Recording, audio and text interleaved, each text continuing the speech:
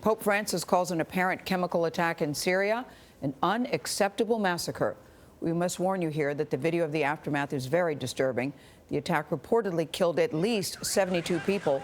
The images appear to show victims reacting to the use of a nerve agent. The White House claims the government of Syrian President Bashar al-Assad. It calls the attack in Syria's Idlib province heinous. Holly Williams is along the Turkey-Syria border with details of the attack, now described as a war crime. Holly, good morning. Good morning. Some of the victims of this attack are now being treated at a hospital not far from here. The Turkish health minister said today that initial findings show this was a chemical weapon. Survivors of yesterday's suspected chemical attack are ferried out of the war zone and over the border to Turkey. The assault on the village of Han Shayhun bears all the hallmarks consistent with a chemical weapon. Many of the dead and injured had no visible wounds, as you'd normally expect from an airstrike or missile. Survivors had breathing problems, some foaming at the mouth, and their pupils didn't respond to light. All of that strongly suggests exposure to a nerve agent. The Syrian regime denies responsibility, and so does its ally, Russia, though both have targeted Idlib province with airstrikes.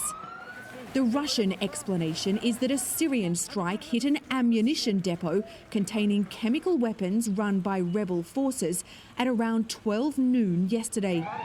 But a chemical weapons expert and CBS contributor says even if that's true, it wouldn't produce an aftermath like this.